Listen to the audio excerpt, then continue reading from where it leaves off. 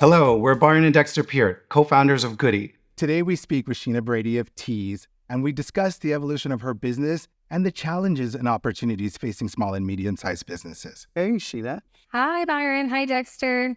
Sheena, we have so much to talk about, but my first question for you is, you started Tease Wellness almost a decade ago. From what I understand, you started it more like a side hustle, and now it's become a full-time venture for you. Maybe you can walk us through it and let us know what made you think that your business was ready to really take this on full-time. I'm very much of the belief that a career is very much a jungle gym versus a linear path, and that is certainly said to be true for myself. Before what I call this life, I was actually in luxury hospitality. So I worked as a service leader in food and beverage for 4 seasons and different Michelin star restaurants. And eventually that journey led me to the Shangri-La Hotel in Toronto. Have either of you ever worked in hospitality by chance? I would be the worst person working in hospitality, so hard no on that one. Hard no? Yeah, it's hard no. Okay. So the reason I ask is because anybody who's listening or watching who's ever worked in hospitality, they know it's a grind. It's nights, weekends, holidays, and I was clocking in 10, 12-hour, 13-hour, 14-hour days conservatively. And I was surviving off of, copious amounts of coffee to survive. So I was drinking 6 or 7, 8 cups of coffee a day. And plot twist, that obviously did little to help with my already existing anxiety, digestive, and insomnia issues. And then being the cliche millennial that I am, I would go home and have wine to wind down. So it was coffee all day, wine to wind down, rinse, repeat. Anyway, so that journey led me to the Shangri-La Hotel in Toronto as a service professional and wine sommelier. And I thought I would get my hands on their wine list. And they said, no, actually, we want you to create Toronto's largest PR-worthy tea program, 75 different teas sourced from around the world. But it gets better than that, Sheena. We also want you to implement culturally appropriate tea ceremonies for people who are visiting around the world. Because if you have guests from Morocco or Russia, Japan, China, England, they all appreciate their tea prepared in a very unique, special way. And we want you to create that connection. So considering I didn't even drink tea at the time, I certainly had my work cut out for me. And so I became a professional tea sommelier to really walk the talk. And that was an 8-month journey. And I really did it, to be honest, to prove a point that I could deliver on this experiential program.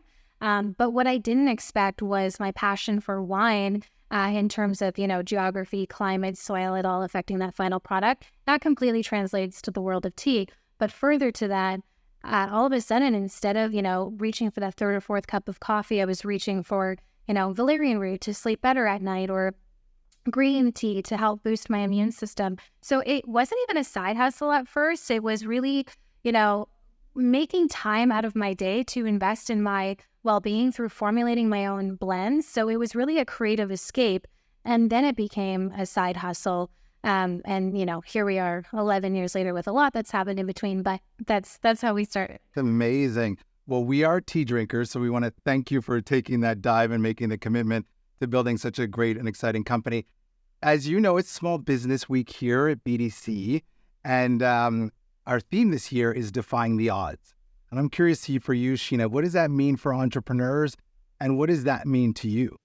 Absolutely. So I endearingly joke about myself that I had no business having a business based on, if you looked at my family history, if you looked at my upbringing and you wanted to translate that into data points. I grew up in a single parent home. My mom had me at the age of 17. I was the first person in my family to graduate from high school, let alone go on to college. I did grade 9 math, not once, not twice, but 3 times before I finally passed. If you really look at those markers, you think if I had to predict with a crystal ball this person's future, they probably won't have a successful business. So, or let alone maybe even dive into entrepreneurship in the first place. But for me, to answer your question, defying the odds, it's about, really looking at your own individual circumstances. And maybe those include some adversities and some personal challenges. And it's taking agency over them and reclaiming that and flipping the switch and saying, no, I'm going to actually flip the script and, rise to the occasion and actually defy the odds that might have been set before me. And really just dive in and do what I can to give myself the most successful shot I can at whatever it is that I want to pursue. So for me, that's really defying the odds. It's taking that agency and flipping the script and changing the story around. Congratulations. What a great story. And it seems like it's still a continuum. You're right in the middle of it, 11 years into this. We have a lot of empathy for what it's like to be an entrepreneur ourselves, the sacrifices that you had even at a young age.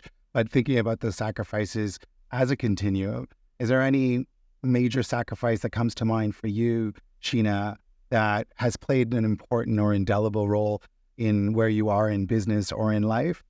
I'd say the sacrifices for me are very much of, like I said, I worked in luxury hospitality and very much a analog girl in a digital world. Like when I started my business, I didn't even own a laptop. I just had a smartphone. I had $500 in a Shopify store. I was like, let's go. Like, let's figure this out. So, you can't Google what you don't even know to Google in the first place. And I would say that was really the sacrifice that I took by deciding to slowly dive into entrepreneurship. It was, sacrificing safety, sacrificing security initially, not necessarily security in a way that made me feel like I didn't have a roof over my head or anything like that. At the end of the day, I think like that's super foundational, as like a step one for anyone who's getting into entrepreneurship. Make sure you have your essential needs covered for you. But at the height of hospitality in my career previously, I was getting paid well, and I was getting paid well to do the thing that I went to school for. On paper, I was quote unquote killing it. There was no reason to hit reset externally, except internally, I was miserable because that environment that I told you about, sacrificing nights, weekends, and holidays in hospitality to serve strangers at the end of the day, like that wasn't fulfilling. It was problematic to my well-being and what was important to me. And so I say the sacrifice that I took while diving into entrepreneurship was taking, honestly, 10 steps back to slowly take a few steps forward and really building something from nothing and just dot connecting and figuring it out as I went with no capital, no community, no network. We just figured it out. I absolutely love that, Sheena. And I think it's a story that needs to be told. And for young entrepreneurs and even entrepreneurs that are seasoned to be reminded, that it's not easy and it does take sacrifices and you've been able to overcome them. That's wonderful.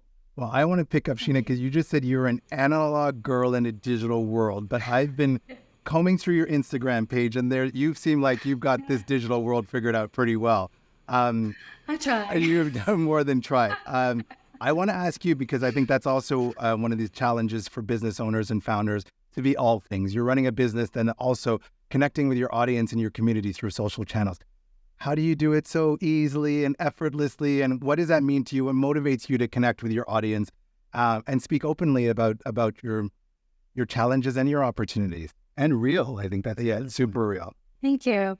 Yeah, I'm glad I didn't make it look easy because it's not. It's definitely something that I've learned over the years in terms of embracing technology and and being more digital and being more open, like you called out, and thank you for that, for sharing stories. And I think that's a very tricky but necessary balance as entrepreneurs, is really balancing that intersection of, tech and innovation, but still with that human touch point at its core. Because at the end of the day, especially as an early stage business, people aren't necessarily buying your product because it's great. I mean, hopefully it is great, but they're most likely buying it because they feel a connection to it. Maybe it's a connection to the founder's story. Maybe it's a connection to the values and, shared values alignment. And so that's really the balance that I've always tried to keep in mind at Tease over the years. How can we adopt and embrace tech and innovation and digitize whenever we can with the least amount of resources and capacity that we have as a small business owner,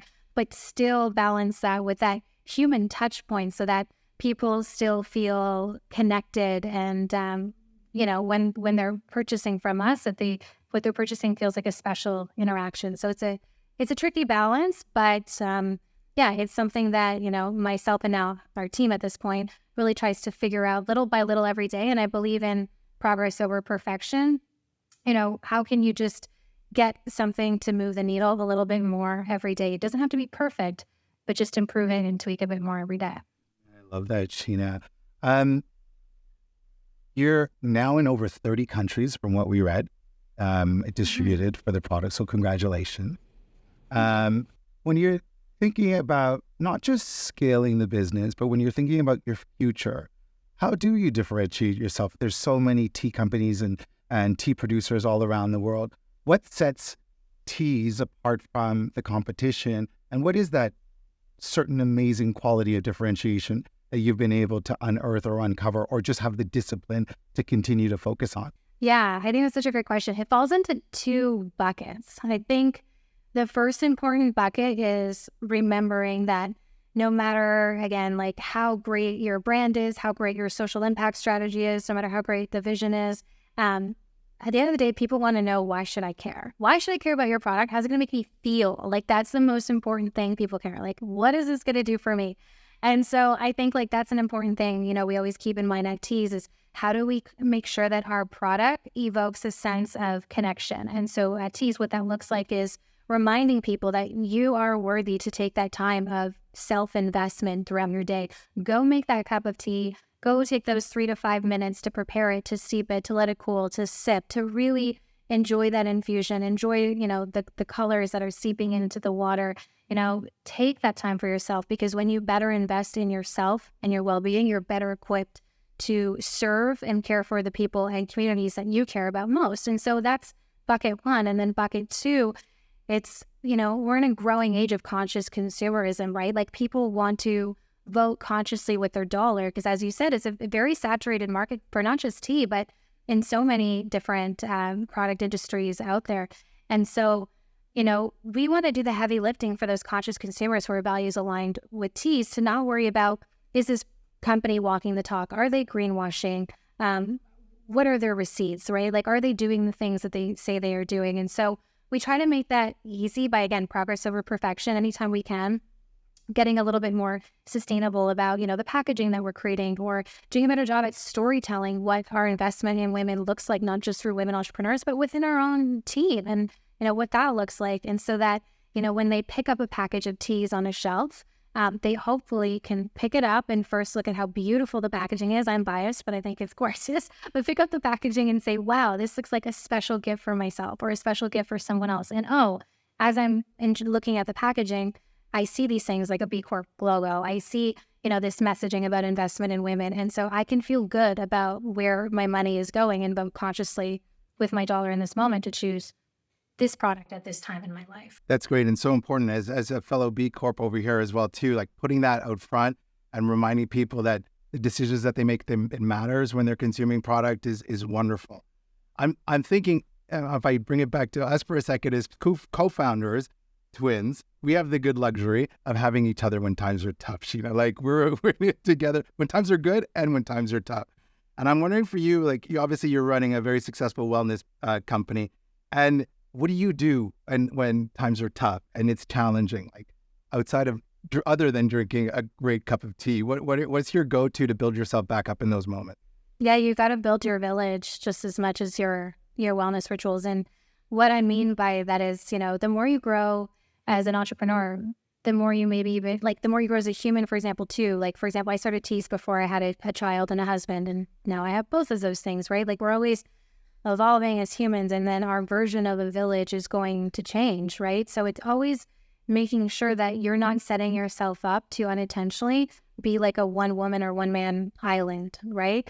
And so for me, you know, leaning on that village, starting out, that looked like having peer mentors. When I first started the company and I really knew nothing about the world of entrepreneurship, you know, I really leaned on someone who was a peer mentor for many, many years, who started a business around the same time. And they were my safe space. They were someone when, you know, I had this like brutal customer ticket issue and I had to, you know, kill it with kindness and just be really, you know, kind and polite, and the customer is right in this situation. But behind closed doors, I had that safe space. Like I say, you're not going to believe, you know, the email that came in today, and like the audacity of this person to complain that we're not as fast as Amazon for shipping, or whatever the case might be, right? Having that safe space and creating your village of support is so important. And for me, that's evolved over the years. It's been peer mentors. It's been mentors who are years ahead of me that I find very aspirational. It's leaning on my husband and like having very clear, well-communicated mutual boundaries, and honoring commitments, saying like, look, we're both entrepreneurs, we both have businesses, like let's divide and conquer the home responsibilities the best that we can, as equal as possible. It's having those conversations, right, so that the burden isn't left unfairly too much on one over the other. Yeah, it's like, I think the village is like so crucial to making the most, you know, the most positive well-being for yourself and your entrepreneurial journey that you can.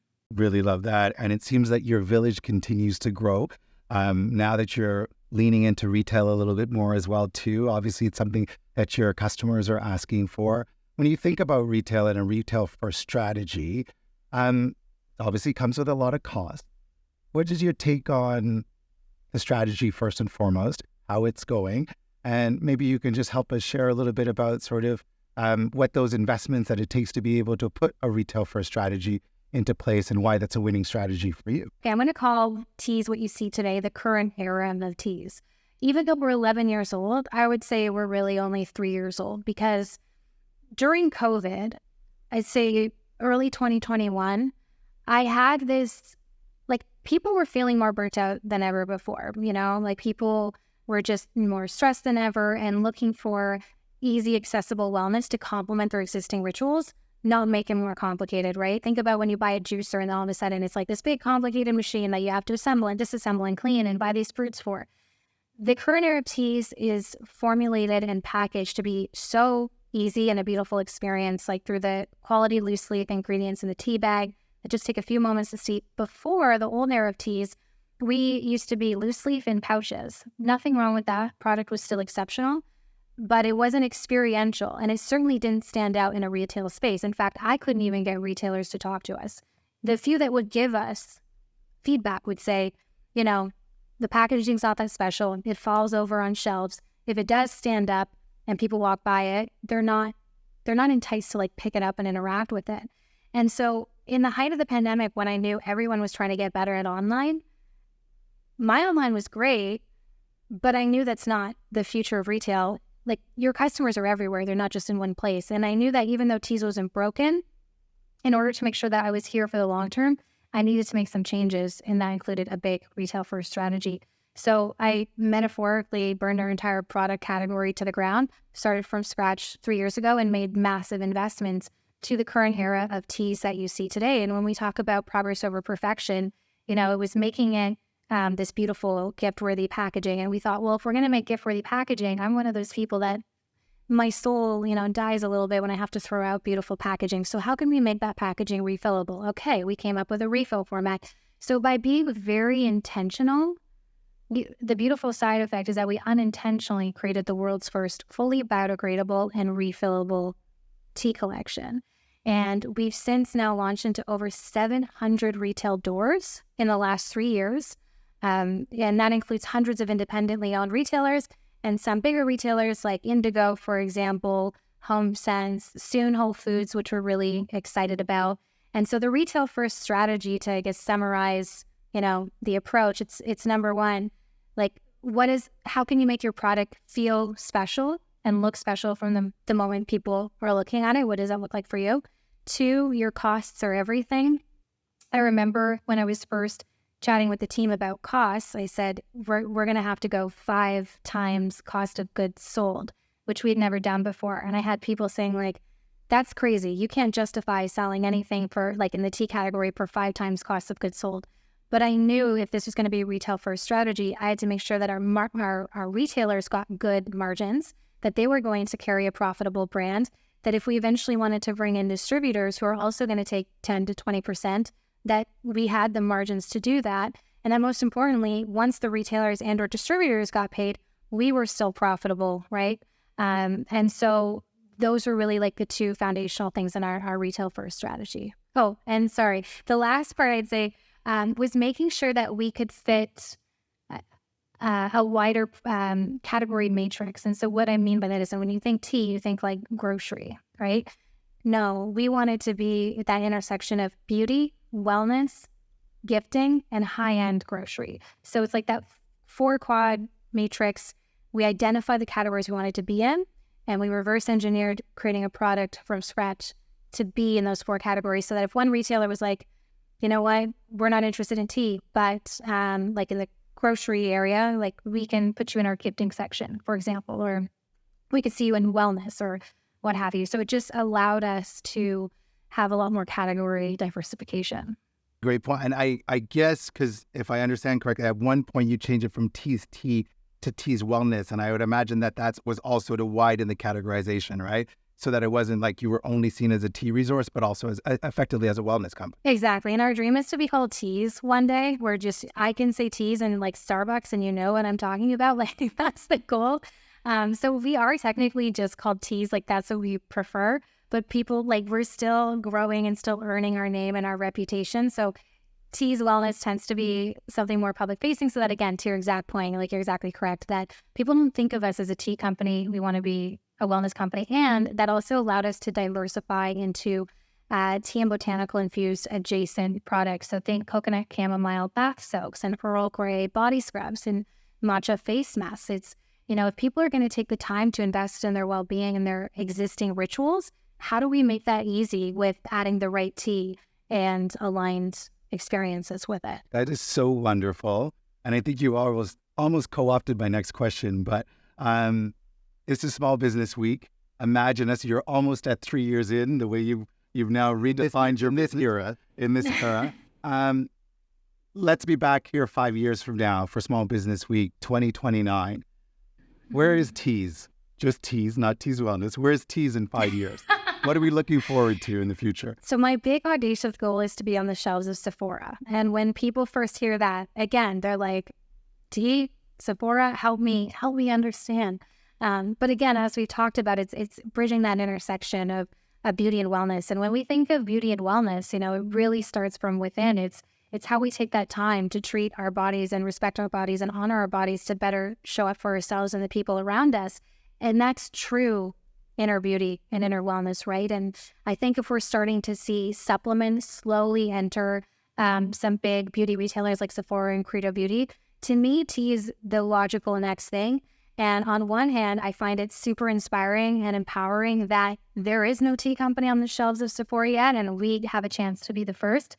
But on the other hand, that carries a heavy responsibility to prove that we are worthy, not just as teas, but in the tea category, to be on their shelves. Great. I think that's a great way to identify with the defying the odds of to Dexter's point of Small Business Week. You are clearly defying them. I want to just also add, which I love that you speak about your era. And I think oftentimes entrepreneurs think about the whole long path of their business and companies. But at the end of the day, as you said, sometimes it takes changing things, breaking things, adapting to the market, and also adapting to your original goal as well too. And it is eras. They're almost chapters in a book. So I'm excited to witness you and your progress and all your successes in this era. The Dexter's question, I can't wait to see what the next era looks like as well too. But we're wishing you all the best. And I mean, we can't thank you enough for giving us this time to share your story with us. And I'm sure that all the audience will also appreciate it as well too. Great. Thank you for having me, Byron and Dexter. This was a pleasure. Enjoyed our conversation today. So did we. Happy Small Business Week. Don't miss BDC's upcoming webinar on October 22nd to dive into the findings of their latest study on the future of SMEs.